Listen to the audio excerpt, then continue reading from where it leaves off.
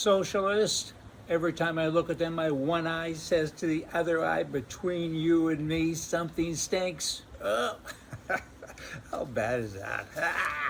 Okay, what we got here is a viewer. He sent us an email and he says, hey, I want to talk about UNDRIP. It's the United Nations Declaration on the Rights of Indigenous People.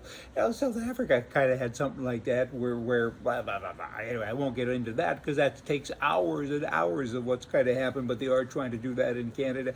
I mean, it's global rule, and why is the UN got anything to do with Canada? That is a darn mystery. I mean, that is unbelievable. This UNDRIP is fast tracking for a final vote now coming up on the 22nd of April, and everybody's got to stand up and say, we ain't going to let this happen. This is unbelievable. It can't.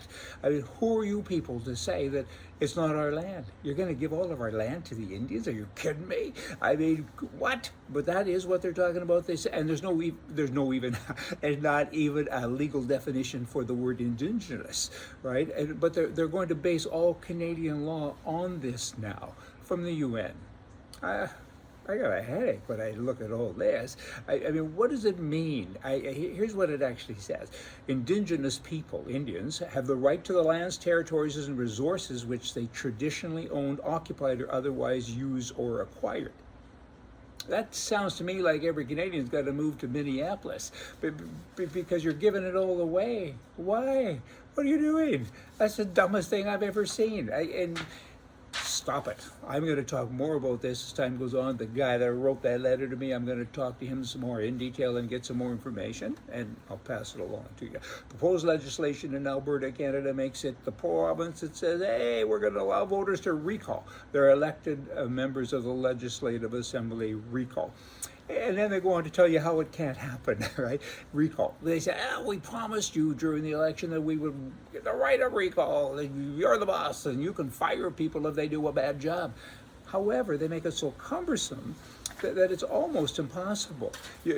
Firstly, you have to provide a 200-word summary of your complaint, right? And then if the electoral officer feels that you meet the requirements, and there's no definition for that, really, it's up to him.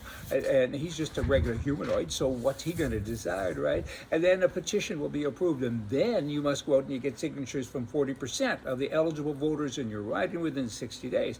That's a very, very high bar, right? A very high bar.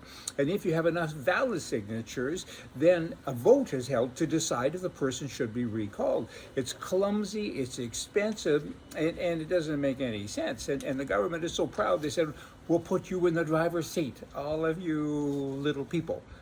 Are you kidding me? We're all getting run over now. That is craziness. Typical government. They haven't got a clue what they're doing. I know how to do recall. It is so simple.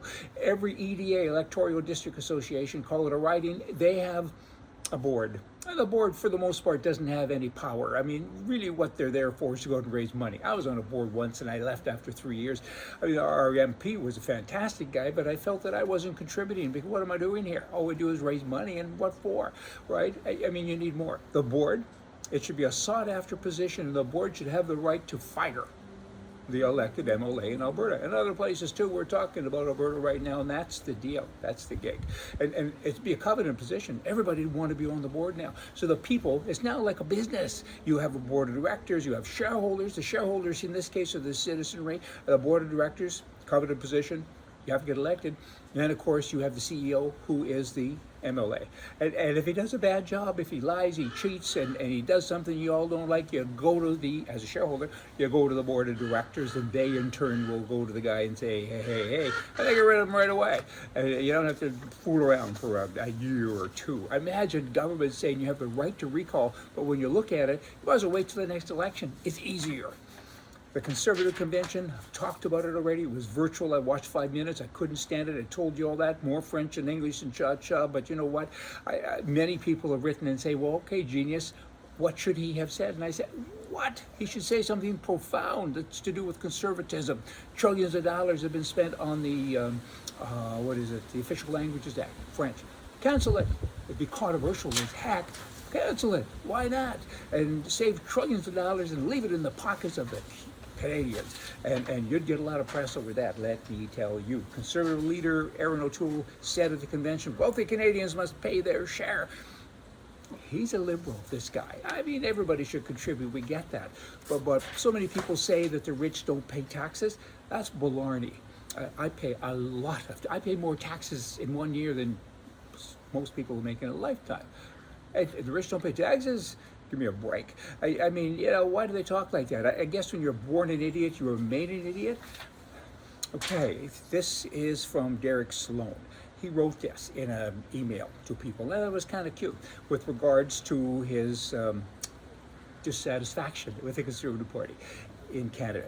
They covet your vote, they profit from your time, they cash your checks, but when it comes to your ideas and your values, the CPC, Conservative Party Canada elites have nothing but contempt for you.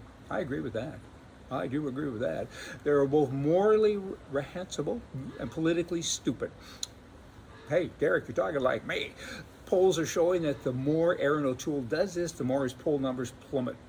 The CPC will only win when they offer something to vote for, not just to vote against. And that's all this is. In Canada, you vote against someone. You vote for someone else because you're tired, because they don't have term limits. They just keep going until they wear out and you're worn out and you're tired, and so you want somebody else. It's just so wrong. And then you got the little commie leader there, I can never pronounce his name, Singh I think his name is. He's a New Democrat, which is code for socialists, and he's saying, hey, I'm going to cancel $20,000 in tuition for student loans if you elect me. He's going after the young people. It's all part of the brainwashing deal. It's so bad. Gee whiz. Hey, y'all, I could really get all that guy too, but I'll do that another day. You all come back another day, and we'll talk more with profound stuff to influence your thinking. And if we're right, go out and share the message, because it's us against them. See ya.